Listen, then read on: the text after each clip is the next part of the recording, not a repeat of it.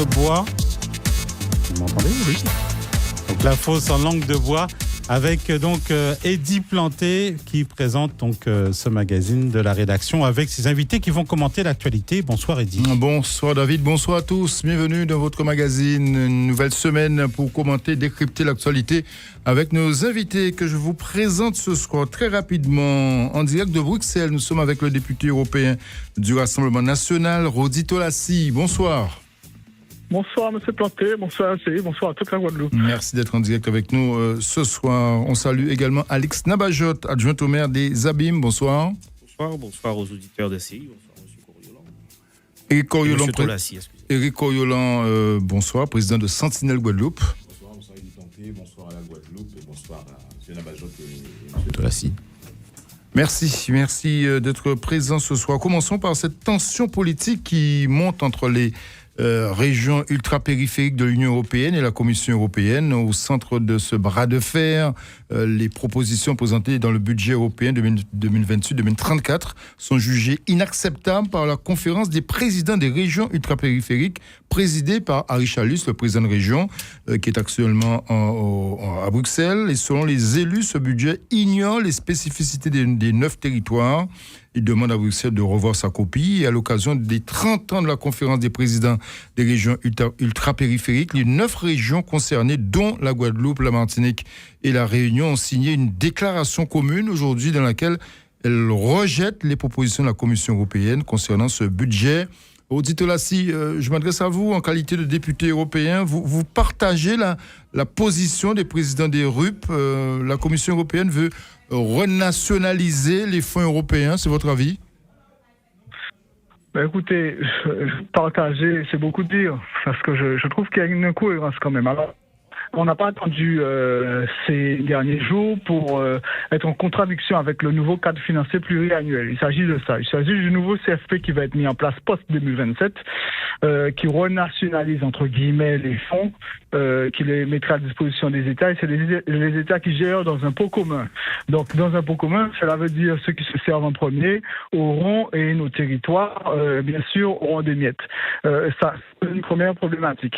Mais là où il y a une incohérence avec certaines régions. Je ne sais pas toutes les régions sont dans le cas. Notamment les représentants du département de la Guadeloupe et la région. La région, on ne sait pas vraiment comment ils se placent. Mais lorsque vous êtes, et ça je le redis, soit pour ou contre, mais il faut être cohérent. On ne peut pas venir demander des fonds européens, garantir l'accès aux fonds européens et être pour l'article 74 avec la gestion pleine et entière de la fiscalité, ce qui fait vous fait rentrer dans un PTOM et vous perdez les fonds européens. Donc il faut être cohérent. C'est soit vous avez une cohérence, vous voulez les fonds européens et vous préférez être dans de la différenciation ou article 73 modifié, etc., ou soit vous ne voulez pas et vous êtes pour l'article 74. On ne peut pas tout vouloir en même temps, donc il faut avoir une forme de cohérence. Ça, c'est le premier sujet. Autre sujet, effectivement, on n'a pas attendu, nous, au Rassemblement national, pour être en opposition au nouveau CFP. On l'a dénoncé dès juillet 2025. Lorsque je suis arrivé à la rentrée en septembre, on a fait des propositions d'amendements sur le POSEI pour le doubler, pour le rendre bien plus accessible pour les agriculteurs, ce qui a été qui n'a pas été voté par un certain nombre de groupes politiques, dont sont représentés par le président de région, je veux parler de Renaissance, et le président de département Renaissance En Marche et Macron, pas voté, et d'autres groupes politiques encore. Donc la cohérence, j'ai des doutes sur la cohérence, mais nous, un groupe politique, la troisième force politique du Parlement européen, nous sommes au combat contre ce nouveau CFP.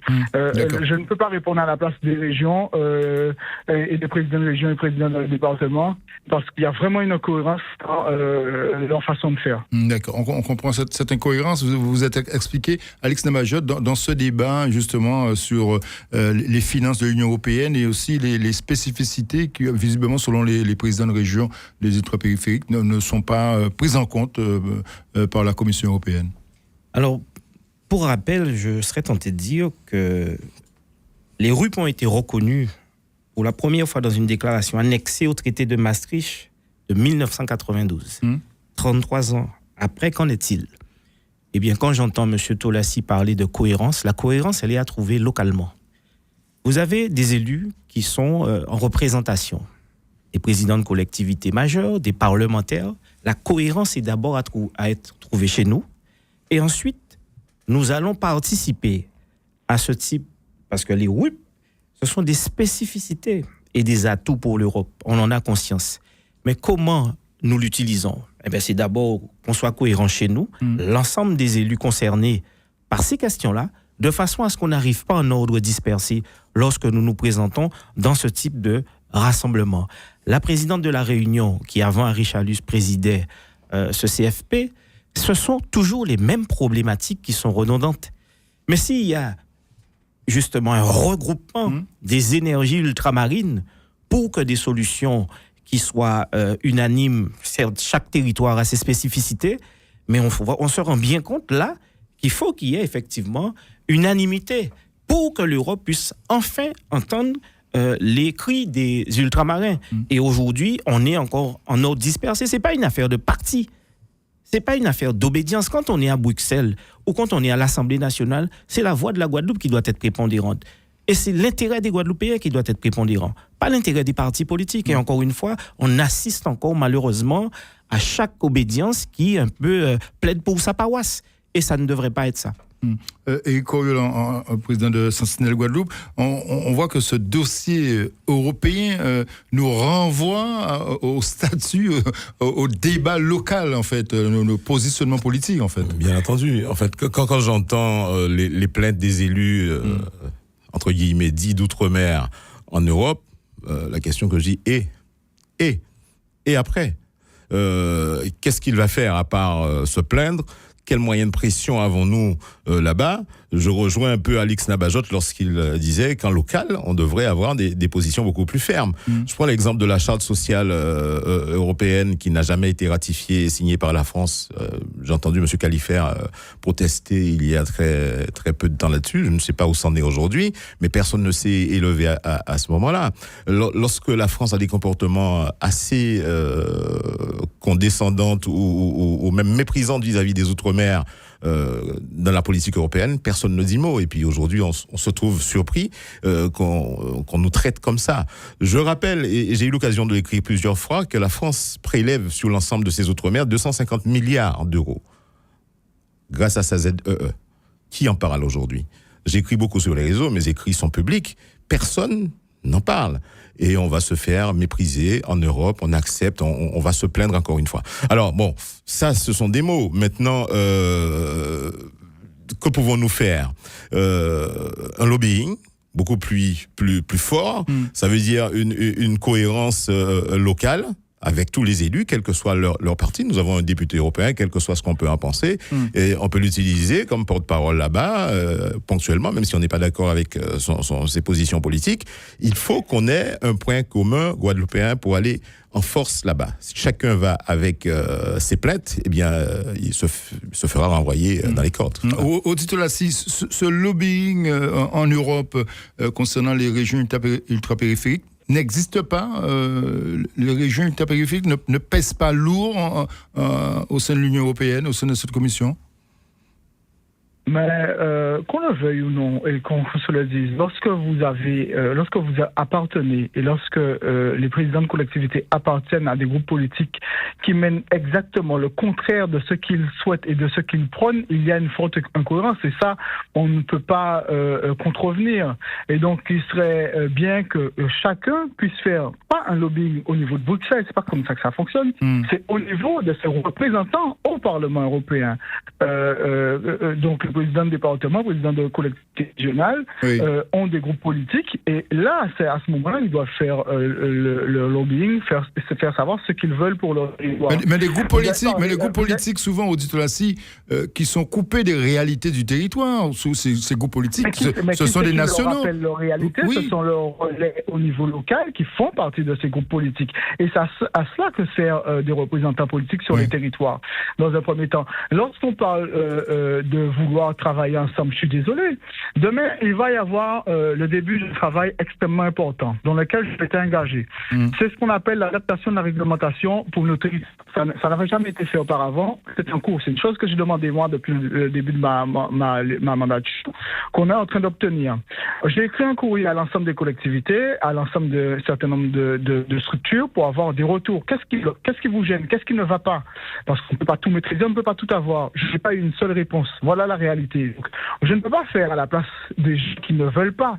Voilà, je suis député, je mène la bataille qu'il faut mener contre la commission, contre le nouveau CFP, mais si des gens qui sont élus ne sont pas capables de vous dire qu'est-ce qu'il faut pour leur territoire, je ne pourrais pas leur tirer les verres du nez. D'accord. Donc il y a une certaine forme de cohérence, c'est pas au dernier moment qu'on vient et qu'on dit bon, il va falloir faire ci, il va falloir faire ça, quand tout sera bouclé. Voilà la réalité. Comme je vous dis sur le CFP, ça fait des mois qu'on connaît le résultat de ce CFP, ça fait des mois que nous sommes mobilisés dessus, je vois que certains arrivent tardivement et se réveillent tardivement et c'est même de faire des espèces de politiques. On a vu que le département a envoyé le maire de Sainte-Rose faire des pics politiques pour dire que j'étais absent alors qu'il était dans une réunion d'un lobby Eurodome, donc ce qui n'avait rien à voir. Donc en réalité, il y a des gens qui sont en train de jouer et qui ne sont pas prêts réellement à venir face à la commission pour faire savoir ce dont nous avons besoin. D'accord. Auditeur Lassi, il y a quelques jours, le président de région, la région a convoqué le monde agricole de Guadeloupe pour évoquer le dossier du POSEI, les inquiétudes qui pèsent justement sur le financement de ces différentes filières agricoles. Vous, en tant que député européen, quel rôle pouvez-vous jouer? Est-ce que on fait appel à vous en tant que député européen de Guadeloupe? Parce que je ne sais pas, mais moi j'ai un seul numéro de téléphone portable, je n'ai pas changé depuis un certain nombre d'années, je n'ai pas reçu ni appel ni mail de ces gens-là pour venir défendre et venir écouter. Donc chacun joue sa petite partition, fait sa petite réunion pour faire croire ils ne font rien du tout. Et ça ne va pas bouger à Bruxelles si on n'est pas capable d'avoir une cohérence, une solidarité entre nous. Et ça, je rejoins les interlocuteurs qui sont sur le plateau. Il faut une solidarité. Mais si chacun veut jouer sa petite partition de son côté, je pense qu'on ira tout droit à la catastrophe. Alors ceux qui veulent jouer leur petite partition, ça c'est eux. Nous sommes au combat. S'ils ont besoin d'un coup de main pour le faire, je suis pleinement disposé à défendre nos territoires. Je suis là pour ça. Je suis guadeloupéen, pas d'autre bitin qui est guadeloupéen. Donc je vais défendre mon territoire. Mais si certains préfèrent jouer leur petite partition, je ne peux pas faire à leur place et je ne peux pas être solidaire à leur place. Moi je veux jouer solidaire. Mais il faut que, vous savez, la solidarité, ça se fait pas tout seul. Hein. Sinon, ça serait pas du solo. Et la solidarité, ça se fait à plusieurs. Voilà. Moi, je veux bien, mais il faut que la solidarité soit pour tout le monde et que chacun n'ait pas envie de faire sa petite partition politique ou ses petites piques politiques. Messieurs, une dernière réaction sur le sujet, sur le thème? Non, je pense que ce qui est dit là est assez sensé, mais bon, à un moment il va falloir qu'on dépasse tout ça. J'entends bien les remarques de Rodito Lassi. J'ai envie de dire, c'est un jeune en politique, jeune élu en tout cas. Ne faut-il pas dépasser ces choses qu'on connaît depuis des années ici? Chacun joue sa partition. À un moment, faut montrer d'autres façons de faire. Moi, par exemple, regardez, je peux le dire, j'échange des fois avec Rodito Lassi, et tout le monde connaît par rapport à mes écrits les retenues et les protestations que je porte vis-à-vis de son parti. Donc, ça veut dire, dès lors qu'on a un Guadeloupéen en plus qu'il affirme là qu'il est prêt à œuvrer, il n'y a pas de raison d'établir des barrières. S'il peut être utile à ce niveau-là, il faut pouvoir l'utiliser. Ce que je veux dire globalement, c'est qu'on se rend compte de quoi? C'est qu'on est très faible. On n'a aucun moyen de pression sur une Europe et on va là-bas, on arrive dans les médias pour dire on nous refuse ceci, cela, le budget n'est pas suffisant. Par contre, lorsqu'on est en Guadeloupe, nous nigo l'estomac, quoi. Quand on dit on paye de l'eau, là nous faut pour ça. Mais en Europe, on pleure, on n'a pas de résultat et puis on vient se plaindre ici. Mais excuse-moi de te couper, Eric. Excuse-moi et excusez-moi pour brutalité à propos de moi. Les derniers coups qui ont fait ça, c'est nous Guadeloupéens. Chacun qui a fait partition à eux, de côté à eux. Les Réunionnais sont solidaires. Les autres départements, les autres régions de la pays sont solidaires. Lorsqu'il s'agit d'avoir l'intérêt supérieur de nos territoires, il y a une forme de solidarité qu'il faut avoir. Et c'est les derniers coups qui ont fait ça, c'est nous en Guadeloupe qui a fait. Alors moi, je suis indigné par ce genre de comportement, puisqu'il y a le temps électoral, mais il y a aussi le temps de l'engagement, du travail. Vous avez un député européen, quelle que soit son obédience, il a été élu, il est sur une liste. Aujourd'hui, il représente la Guadeloupe au niveau du Parlement européen. Moi, je suis étonné qu'il n'ait pas été sollicité en amont de ce rendez-vous pour ne serait-ce que l'utiliser à juste titre. Et c'est ça que je n'arrive pas à comprendre dans ce pays de Guadeloupe. Comment on n'arrive pas à travailler avec des Guadeloupéens? Et on veut aller donner la leçon dans l'Hexagone. On n'arrive même pas à se mettre ensemble autour de la table pour évoquer des sujets essentiels qui gangrènent le pays Guadeloupe, mais on veut aller se porter en donneur de leçons. Moi, ça ne veut pas dire qu'on aurait forcément réussi, mais on aurait pu dire au moins on a tout essayé. Bon, voilà. Et là, aujourd'hui, on ne peut que s'en prendre à nous-mêmes. On ne peut pas, comme ça, partir dans ce genre d'instance en ordre dispersé. On ne sera pas efficace.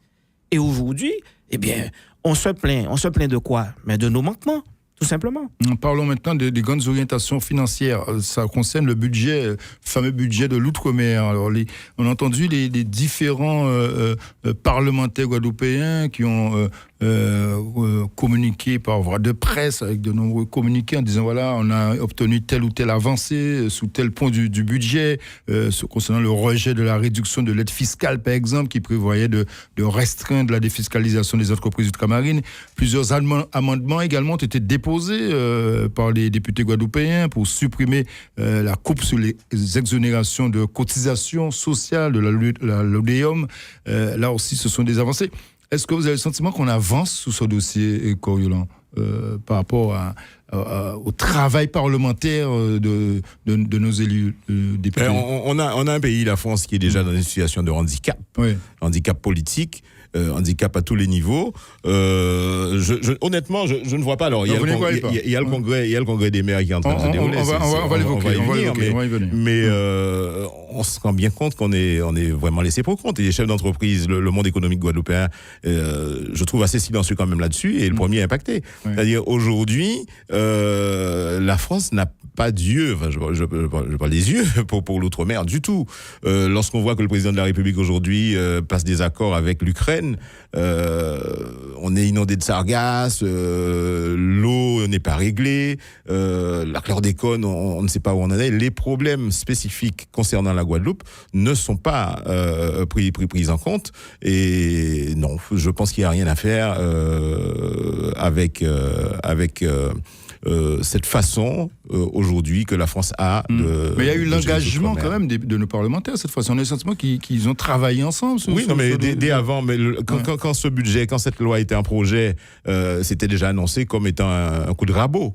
Un coup de rabot annoncé. Et je suis désolé, mais on n'a pas... Alors, moi, j'ai eu l'occasion d'être candidat aux législatives. J'ai toujours plaidé pour qu'il y ait un groupe parlementaire, véritablement un groupe parlementaire outre-mer. Ce qu'on n'arrive pas à faire, je ne sais pas pour quelle raison, un véritable groupe parlementaire d'Omia qui dépasse les partis et qui concerne les Outre-mer pour avoir, tant que nous sommes dans ce système-là, avoir un petit moyen de pression. Aujourd'hui, chacun, derrière sa chapelle, derrière son parti, va et se fait casser le nez. Parce que là-bas, c'est un rouleau compresseur. Même s'ils sont faibles, même s'ils n'ont pas de majorité. Et ça serait l'occasion rêvée de profiter de cette instabilité politique. Parce qu'on sait très bien qu'une voix, aujourd'hui, à l'Assemblée nationale française, compte. Donc, on voit comment cette majorité macroniste est faible. Ça serait l'occasion de faire un vrai lobbying, mais on n'arrive pas à s'entendre entre Daumier. Or, nos problèmes sont pratiquement communs. On n'a jamais réussi à le faire depuis des années. J'en parle aujourd'hui, mais d'autres gens en ont parlé avant moi.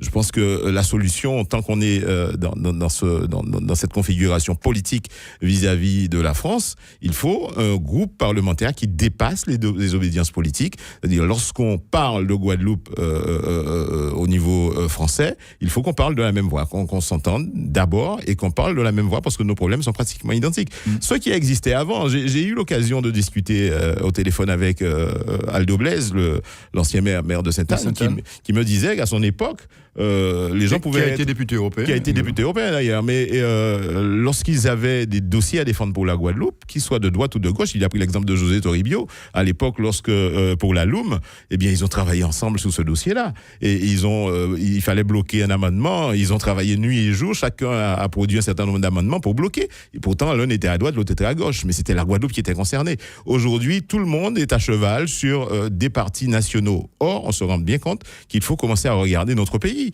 On ne le fait pas. Et ça, c'est une belle tristesse. Alex Nabajot. Oui, c'est vrai. Le budget outre-mer, c'est un sujet sensible et complexe. Et puis, ça nous ramène à ce que nous disions pour l'Europe. Comment expliquer que vous ayez 4 parlementaires déjà qui siègent dans des groupes opposés, mais on sait que le travail parlementaire, ce sont les groupes. J'ai eu l'occasion d'échanger avec un ancien sénateur, député, Dominique Larifla, qui me disait même quand on appartient à un groupe qui a énormément de parlementaires, les préoccupations de nos territoires ultramarins ne préoccupent pas les parlementaires, même s'ils appartiennent au même groupe que vous. A fortiori aujourd'hui, quand nos parlementaires sont isolés, ils ont du mal, ne serait-ce qu'à faire leurs collègues qui siègent dans le même groupe qu'eux, à faire passer des réformes, à faire passer des lois. Donc, allez croire qu'aujourd'hui, que la solution, c'est que chacun puisse s'adosser à son groupe parlementaire. Je ne suis pas convaincu. Et je suis d'autant d'accord avec Éric Oriolland, puisque moi aussi, lors des élections législatives de 2022, je militais pour ce groupe d'ultramarins. Parce que quand on recensait, ce n'était pas moins de 23 à 25 députés ultramarins que nous disposons. Nous aurions pu avoir effectivement un groupe solide, compact, mais malheureusement, c'est la gouvernance de ces groupes qui intéresse certains et qui ont fait capoter les discussions avec d'autres. Donc je crois qu'il faut qu'à un moment donné, il y a un temps électoral, mais lorsque nous sommes au pouvoir, c'est avant tout l'intérêt du territoire qui doit prévaloir. Auditeur Lassi, vous, député européen, comment voyez-vous de Bruxelles ce débat à l'Assemblée nationale de nos parlementaires? Je pense que vous avez fait un habit de langage et que vous reprenez l'argumentaire des députés nationaux. Il n'y a pas d'avancée. Quand on sauve un budget, quand on se sauve d'une coupe budgétaire, ce n'est pas une avancée. Voilà, c'est une préservation, ce n'est pas une avancée. Il n'y a aucune avancée pour les Outre-mer sur le budget. On a juste préservé, apparemment, un certain nombre d'éléments pour nos territoires. Mais ce n'est pas tout. Le problème, c'est que ce qu'on ne dit pas, c'est que si on n'arrive pas avant la fin d'année à trouver, à voter ce budget, le budget passera par ordonnance. C'est beaucoup plus grave. Et donc, tout ce qu'il y avait comme coupe budgétaire sera dans le budget. Donc, en réalité, ce qu'il fallait faire, c'était qu'il fallait faire tomber le gouvernement. Vous avez un certain nombre de parlementaires, notamment en Outre-mer, qui n'ont pas voté cette motion de censure. Il fallait la voter, il faut faire tomber ce gouvernement, parce qu'il c'est un gouvernement qui va faire un certain nombre de subterfuges. Il ne va pas utiliser le 49.3, mais il va utiliser le 47.1, qui va lui permettre de passer le texte sans forcément le voter. Donc, il fallait aller beaucoup plus loin, faire tomber ce gouvernement, parce que en réalité, ce que propose le gouvernement n'est pas en adéquation non seulement avec nos singularités en Outre-mer, mais même en France. Ce budget est décrié. Excusez-moi, lorsqu'on veut faire la chasse au niveau de la franchise des médicaments, on veut taxer les tickets restaurants, on veut taxer les chèques déjeuner, on veut désindexer le barème de l'impôt sur le revenu, on voulait désindexer les pensions de retraite et un certain nombre de choses. C'est pas un budget qui est non seulement favorable aux Outre-mer, on n'est pas favorable du tout au niveau de la France. Donc il fallait faire tomber ce gouvernement, ça n'a pas été fait et le risque, c'est que tout ce que nous ne voulions pas, tout ce que certains se sont battus sera en réalité une bataille quasiment pour rien. Donc moi je suis sceptique par rapport à ce qui va se passer. On se bat et notre groupe se bat au niveau de l'Assemblée nationale pour faire en sorte que qu'on ait le moins d'impôts possible, qu'on ait le plus d'investissements, le moins de gaspillage. Et là où je ne suis pas forcément d'accord avec mes collègues, ce qu'on ne dit pas, c'est que oui, c'est vrai que l'Assemblée nationale fonctionne avec des groupes politiques, mais il y a un certain nombre de députés qui vont aux élections avec un certain projet et programme dans lequel leur parti politique n'était pas d'accord avec eux. On ne dira pas que de la France Insoumise ou du Rassemblement national qui ont, eux, un programme pour les Outre-mer, qu'ils ne vont pas mettre en place le programme qu'ils ont. Les autres, ils n'ont jamais eu de projet pour les Outre-mer. Et certains se sont inscrits dans ces partis politiques qui n'avaient pas de projet pour les Outre-mer et demandent à la suite, feraient semblant demain de se battre pour nos territoires dans ces groupes. En réalité, lorsque vous n'étiez pas d'accord sur un projet au préalable, ce projet n'aura jamais lieu. Et c'est ce qui se passe à chaque fois, pour chaque parlementaire. Il n'y avait eu aucun accord au préalable dans le groupe parlementaire. Et demain, ils vous expliquent que oui, ils ont essayé. Non, on n'a pas essayé. Il faut être d'accord au préalable et ensuite, on le met en place au niveau des groupes politiques. C'est ce qui se passe. Il faut être d'accord avant d'aller aux élections sur un projet et un programme dans un groupe politique. Oui, Alex. Non, en fait, ce que je voulais rajouter, qu'évoque M. Tolassi, il parle de groupe, mais en fait, c'est des partis politiques qui se sont inscrits dans un front populaire. Donc, chacun venait avec son projet, mais c'est la mise en commun qui a été compliquée. Et aujourd'hui, qu'il y a scission, eh bien, chacun a sa paternité, les Verts, les socialistes, et maintenant, chaque personne retrouve son projet initial. Et ce qui n'a pas pu fonctionner, c'est encore un regroupement juste pour faire barrage au Front National. Tant qu'on comprendra qu'il faut qu'on puisse aller aux élections, convaincre en portant des projets cohérents et non pas faire barrage à telle ou telle entité, on aura avancé d'un pas. Mais là, aujourd'hui, c'est ça la grande problématique. Alors, avançons justement, et pour évoquer le Congrès des maires de France, c'est la 107e édition, et depuis, il y a une réunion des élus ultramarins à la veille du grand congrès, en fait. Donc aujourd'hui, c'était la réunion des élus ultramarins, avec en présence notamment de la nouvelle ministre des Outre-mer. On a le sentiment que depuis 2019, cette idée d'avancer la réunion des élus ultramarins n'a pas donné plus de visibilité au congrès des maires, entre guillemets, des ultramarins, Coriolan. Ben oui, mais depuis 2019, mais bien avant, depuis l'existence, depuis la départementalisation, moi, de souvenirs que j'ai, chaque fois que j'ai entendu parler du Congrès des maires, c'était l'occasion d'aller faire un voyage à Paris pour le conseil municipal, que ce soit opposition que majorité, hein, parce que bon, le maire des fois a mis dans sa valise quelques opposants aussi, hein, bon. Donc maintenant il y a moins d'argent, moins de financement, donc ils sont moins nombreux. Il y a moins d'argent, mais on aime bien avoir sa photo sur le trombi. Et on va se faire voir à Paris parce que ça fait bien, parce qu'on sait que malheureusement les Guadeloupéens sont encore sensibles à cette espèce d'affichage. On se donne un air sérieux, on va dans des choses où on parle sérieusement. Or, il y a tant à faire ici en Guadeloupe. Là, on approche des municipales, on est pratiquement à 4 mois. Il y a tellement de projets, tellement de discussions à avoir entre Guadeloupéens. Je ne pense pas que ça se passe en France. Encore une fois, la France est dans une situation de handicap, je le répète, pour la deuxième fois, un handicap politique. Moi, de mon point de vue, il faut vraiment que la Guadeloupe arrive à trouver une façon d'exister dans ce capharnaüm. On peut l'appeler comme ça. Aujourd'hui, on a un président de la République qui s'accroche mordicus au pouvoir malgré les sondages, malgré beaucoup de choses, et qui continue sa feuille de route, qui manifestement est en train de faire un budget pour aller aider l'Ukraine, qui vient de signer des projets d'accord pour des F-14 pour aller faire la guerre avec la Russie. Oui. Je n'entends pas en Guadeloupe des gens protester, s'élever contre ça. Or, nous sommes Français. Si demain il y a une implication militaire. Alors j'ai vu sur les chaînes d'infos que, alors oui, il a signé un engagement, mais ça ne sera pas fait avant 2-3 ans. On sait très bien que M. Macron est loin d'être un imbécile. On peut ne pas l'aimer politiquement, mais en général, il réussit son projet. Le projet, la feuille de route qu'on lui a fixée, il réussit à le faire. Donc il y a tellement de préoccupations en Guadeloupe pour nous organiser par rapport à ce qui va venir, que je ne vois pas l'intérêt de la présence aujourd'hui de nos élus, ni dans des meetings, des conférences pré-congrès ou quoi que ce soit. À nous rester ici, à nous voir qu'à nous faire entre nous.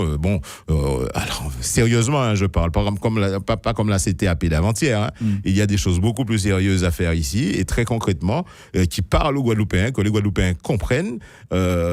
bon, je prêche peut-être dans le désert, mais j'ai encore espoir que ça se fera, qu'un certain nombre d'élus, parce qu'il y en a, quand on critique les élus, il ne faut pas tous les mettre dans le sac. Il y a quelques-uns qui essaient d'être à la hauteur, mais bon, voilà. Mais aujourd'hui, ça se passe pas là-bas. Quand on a entendu les réactions des élus, de certains maires, du président de l'association des maires qui critiquent en réalité l'intervention de la ministre des Outre-mer en disant que voilà, elle est venue, elle a fait son discours, elle est repartie sans nous parler, elle nous a pas convaincus. On est encore là, à ce stade-là, Alex Lamajotte? Alors moi, je considère que le Congrès des maires est un outil mis à la disposition des collectivités communales. Alors il y a 2 temps. Le temps protocolaire, donc où les élus ultramarins sont reçus pour des dîners mondains. Bon, ça, c'est pas le plus important. Le deuxième temps, c'est effectivement toutes les thématiques qui sont développées à l'intérieur du Congrès où, s'il y a des élus en fonction de leur délégation, peuvent participer à des tables rondes qui sont très intéressantes, peuvent même aussi, parce que moi, je dis, pourquoi pas aussi nous donner les moyens pour animer une table ronde. Il ne faudrait pas qu'on aille subir les tables rondes des Caucasiens et que nous ne puissions pas être en capacité. Vous avez aussi des espaces où les directions des services techniques peuvent aller voir les nouveaux outils, puisqu'on gère des villes, on gère des communes, mais il y a aussi des besoins logistiques. Et c'est à cette occasion qu'on voit tout ce qui sort comme nouveaux éléments, comme nouveaux matériels pour mettre à la disposition des collectivités. Ça devrait être ça, le Congrès des maires. D'autres profitent pour recevoir leurs ressortissants de leurs communes qui vivent dans l'Hexagone à des fins électoralistes. Donc se servent effectivement des deniers de la ville le temps d'un congrès des maires et ils reçoivent les Lamantinois qui vivent dans l'Hexagone ou les Abîmiens qui vivent dans l'Hexagone et j'en passe. Donc c'est un outil, s'il est bien utilisé, qui pourrait, à mon sens, et peut-être revoir la fréquence. On n'est pas obligé de chaque année partir avec de grosses délégations. Il y a aussi l'Assemblée générale des maires de France qui se fait en amont du Congrès des maires, où les maires ou leurs représentants participent. Et là aussi, il y a des résolutions qui se prennent. Moi, j'ai vécu la présidence de François Barouin, qui faisait un travail colossal pour les différents maires. Mais aujourd'hui, c'est une promenade qui se fait ou pour récompenser des militants qui ont bien œuvré, eh bien on les récompense en leur permettant de participer au Congrès des maires. Mais c'est un outil qui devrait être utilisé à bon escient. Effectivement, un outil qui est aujourd'hui, un rendez-vous qui est aujourd'hui désuet, selon vous, Audit Olassi, ou... Oui, mais je rejoins M. Lamajotte. Il faut savoir à quoi sert le Congrès des maires. Le Congrès des maires, c'est pas pour faire... On parlait de politique nationale, ni le budget de l'outre-mer, c'est pour, face aux problématiques que rencontrent les collectivités locales et les mairies, faire des tables rondes, trouver des solutions ensemble, voir un certain nombre d'outils mis à disposition des collectivités. C'est ça le but du Congrès. Et faire croire que le Congrès c'est une grande messe où on pourrait faire changer les choses, c'est totalement faux. Et donc la ministre effectivement a pu faire son discours, mais comme les autres précédemment, c'est pas dans un Congrès des maires qu'on va changer l'avenir de nos territoires. Il faut qu'on soit un petit peu sérieux et réaliste. Et donc, ceux qui espèrent y aller pour obtenir des réponses concrètes sur l'avenir de nos territoires, mais c'est pas dans le Congrès des maires. Et d'ailleurs, le nom le dit bien, c'est le Congrès des maires pour les municipalités. Et vous savez très bien que c'est pas une municipalité qui va changer non plus l'avenir de nos territoires. Voilà, on peut changer le petit quotidien de nos administrés en faisant des routes, en améliorant leur quotidien rapidement. Mais sur le fond, sur le développement économique, sur leur retraite, sur le pouvoir d'achat, sur la vie chère, sur la continuité territoriale, c'est pas le Congrès des maires qui va quand même régler ça. C'est les parlementaires, c'est la région, le département, etc. Et là, à ce moment-là, c'est dans d'autres moment qu'on attend. On attend dans le budget, on attend dans la mise en place d'un programme, on attend ces gens-là dans la mise en place de la politique régionale, dans la mise en place de la politique départementale. C'est là où on les attend. Et là, par contre, ils sont défaillants. On le voit sur la problématique de l'eau, on le voit sur la problématique de la gestion des déchets. Nous sommes excessivement en retard dans la gestion des déchets. Je crois que même nous devons même être je dirais même pénalisés dans la gestion des déchets aujourd'hui.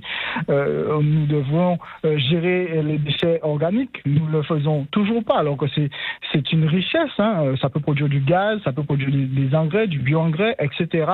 Nous n'avons pas une gestion efficiente de cette ressource. Il y a d'autres domaines encore. Nous avons des difficultés. L'aménagement du territoire, un aménagement homogène. Tout est concentré dans les mêmes lieux. Pointe-à-Pitre, Jarry, Abîme, et on ne pense pas aux autres territoires. On a du mal à mettre en place certaines choses. On a du mal à mettre en place un système de transport au travers d'un syndicat mixte de transport sur tout le territoire. On a du mal à mettre une continuité territoriale avec les dépendances à des de Marie-Galante, les Saintes, par exemple. Donc, pour changer le quotidien de nos compatriotes, c'est pas le Congrès des maires et c'est pas le but du Congrès des maires non plus. Le but du Congrès des maires, c'est de donner les outils aux collectivités municipales pour mener à bien leur mission. Alors, juste un petit bémol. Je suis totalement d'accord avec Rodi Tolassi lorsqu'il dit que ce n'est pas au Congrès des maires que les choses vont se faire. Par contre, le niveau municipal est celui qui dessine le paysage politique. C'est-à-dire, aujourd'hui, si nous en sommes là, c'est parce qu'à un moment, c'est la démocratie, on ne peut pas changer le peuple, mais parce qu'on a choisi un certain nombre d'élus qui ont choisi des conseillers départementaux, des présidents de conseil départemental, des présidents de conseil régional, des députés, et voilà. Donc la force aujourd'hui politique est dessinée d'abord au niveau municipal, et donc c'est important. C'est pour cela que nous, à Sentinelle, on plaide vraiment pour que les gens s'intéressent vraiment aux élections municipales, parce que si on veut un changement, c'est là que ça commence. Mais vous dites qu'il ne faut pas changer les élus, mais il faut changer les électeurs. Oui, changer. Donc vous mettez la pression sur les prochaines élections municipales, sur les électeurs. C'est pas la pression. En leur disant c'est le moment de changer. Il faut alors changer le comportement. Oui. On devrait changer les électeurs, les modifier.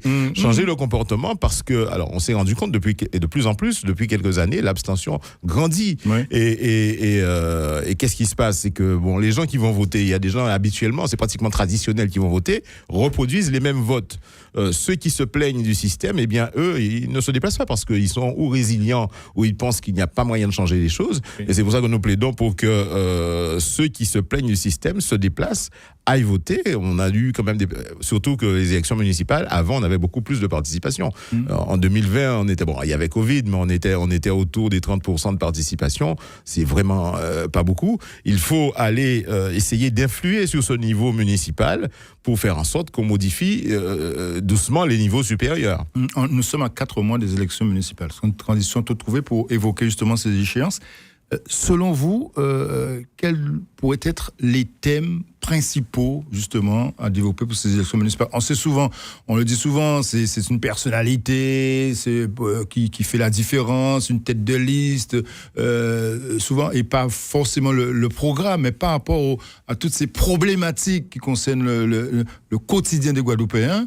Sans doute, la gestion de l'eau, par exemple, sera au cœur de ces municipales. La gestion de l'eau sera effectivement au cœur des municipales, et plus globalement, pour répondre à la question telle que vous la posiez tout au début, la priorité, c'est de s'occuper du citoyen.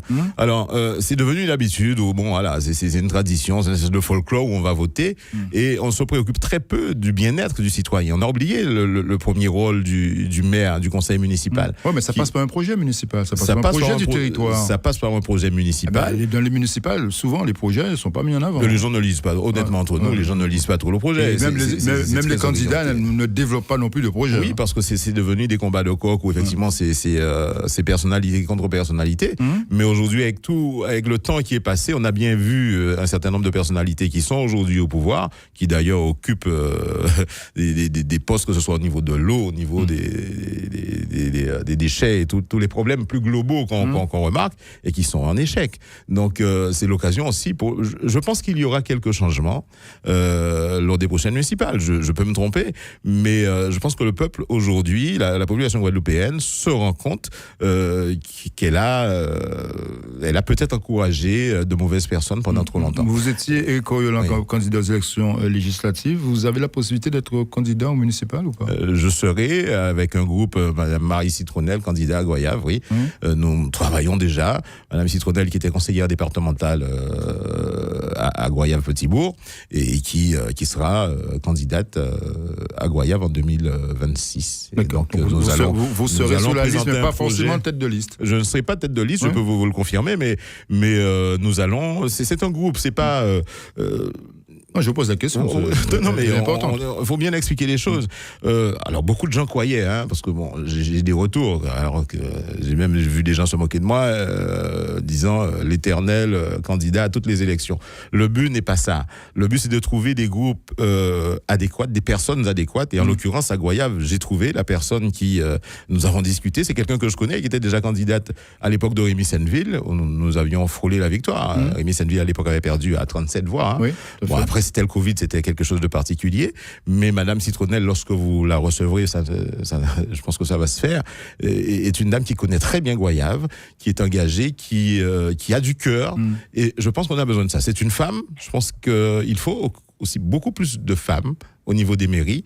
Je pense que les expériences politiques qu'on a eues en Guadeloupe ont montré, c'est pas, je suis un homme, mais je peux le dire, que souvent les femmes premières magistrates ont plutôt bien réussi leur mandat. Donc je pense que les Goyaviens devraient regarder dans ce sens-là. Nous allons faire le travail qu'il faut et les Goyaviens trancheront. La démocratie, c'est ça.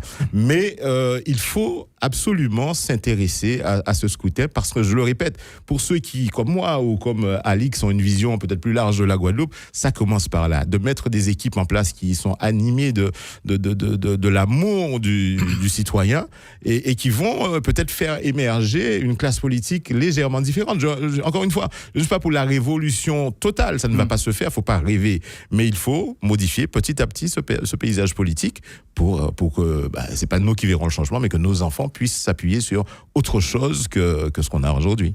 Alix Namajotte, ça y est, vous avez déjà annoncé votre candidature en municipal des Abîmes. On peut être adjoint au maire des Abîmes et en même temps s'écarter, se démarquer, s'affranchir d'Éric Jalton. Alors j'ai été, je le rappelle, élu conseiller municipal par la population abîmienne. J'ai contribué avec mes collègues à faire d'Éric Jalton le maire des Abîmes et nous avons présenté une liste au conseil municipal. Donc, la population élit une liste. Le conseil municipal élit le maire et les adjoints. Donc je suis élu jusqu'en mars 2026. Au terme de ce mandat, j'ai décidé avec des amis de pouvoir, moi, après 21 ans où je suis élu, j'ai été élu pour la première fois en 2004, j'ai pris le temps d'apprendre, de savoir ce que c'est, les rouages, les missions des différentes collectivités. D'abord, la région, aux côtés de Victorin Lurel, que je remercie pour m'avoir donné ma chance, mais aussi d'Éric Jalton. Parce qu'il ne m'a pas fait que du tort. Il m'a fait du bien. Et donc, aujourd'hui, j'estime que tout ce potentiel collecté au fil des années, je me le dois de le mettre à profit des Abîmiens. Et c'est la trajectoire que moi j'ai trouvée. C'est peut-être quelquefois des problèmes de méthode. Et vous évoquiez les outils à développer pendant la campagne. Donc déjà sur les missions de la commune, parce que c'est une élection municipale, mais aussi communautaire. Sur les missions de la commune, nous, on a fait le choix de 5 piliers. La sécurité, l'environnement, le réchauffement climatique, le bien vivre ensemble, personnes âgées, personnes handicapées et l'environnement. Donc ça, on ne peut pas y échapper. Sur le champ communautaire, il y a 3 sujets pour moi qui sont essentiels. Les déchets, le transport et l'eau.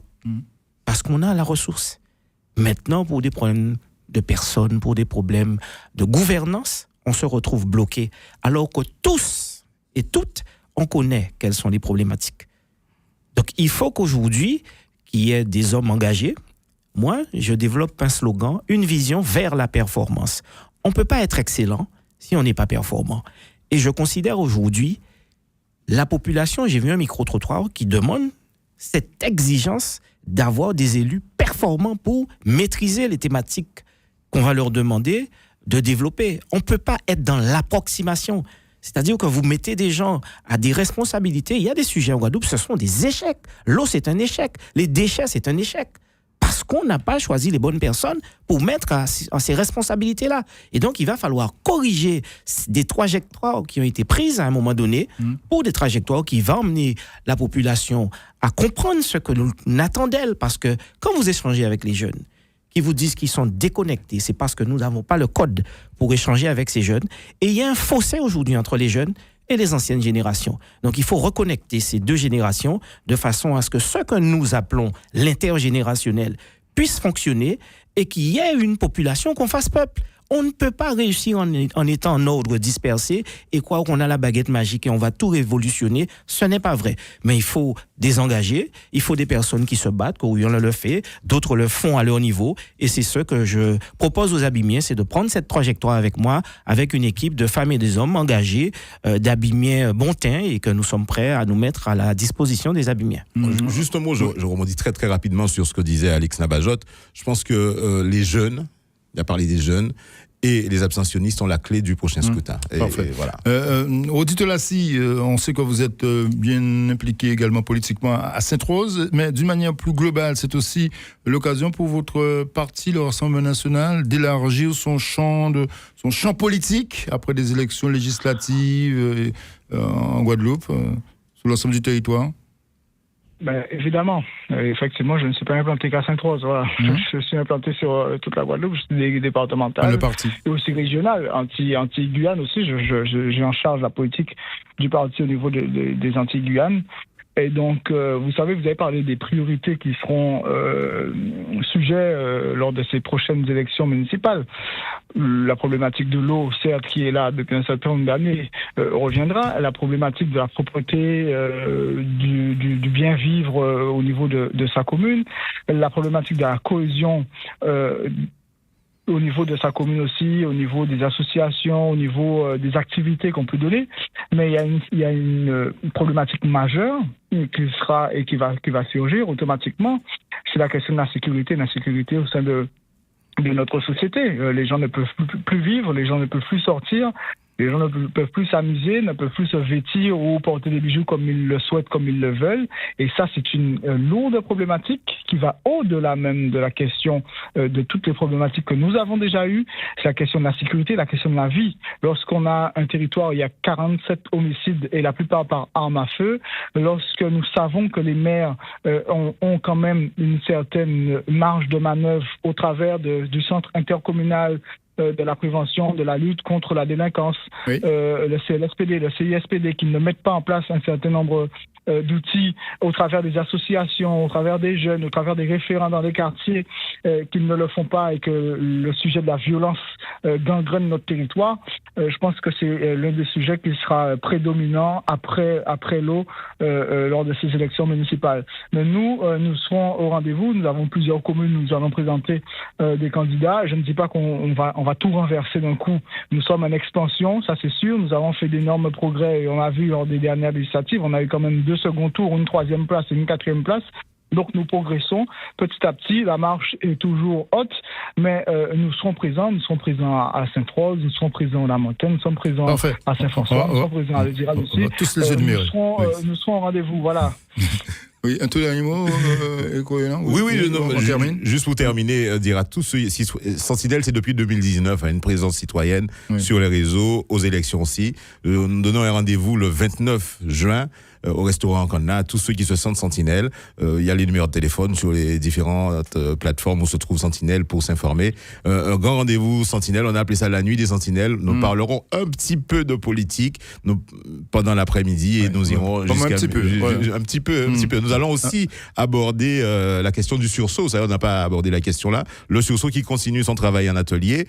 Donc ce petit espace citoyen l'après-midi et puis en convivialité et de manière festive le 29 en Canada. Merci beaucoup, messieurs. Audite Lassie, merci. Député européen du Rassemblement national, Alex Nabajot, adjoint au maire des Abbayes, mais Eric Coriolan, président de Sentinelle Guadeloupe. On se retrouve demain avec d'autres invités pour commenter l'actualité. Je vous laisse entre les mains de Cindy. Bonsoir, Cindy.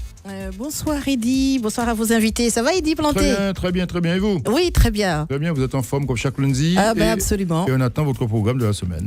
Écoutez, de ce soir, nous allons parler de l'amour, de l'amitié qui se transforme en amour plus précisément. Oui, ça existe. Oui. Ça commence à l'amitié, ça finit en amour. Et ça finit en amour. Est-ce que c'est une bonne ou mauvaise chose? Est-ce qu'on peut laisser parler son cœur, son cerveau, sa tête? On va voir ça avec notre psychothérapeute Valérie Godefroy. Parfait, merci. Rendez-vous est pris. À demain. À demain. Il y a des auditeurs qui vous appellent Planté. Je ne sais pas pourquoi. C'est Planté ou planté? Avec Eddie Planté. Ça dépend si on est espagnol. J'aime bien, moi j'aime bien. Allez, mon cher Eddie, je vous dis à demain soir. Bonne soirée, merci.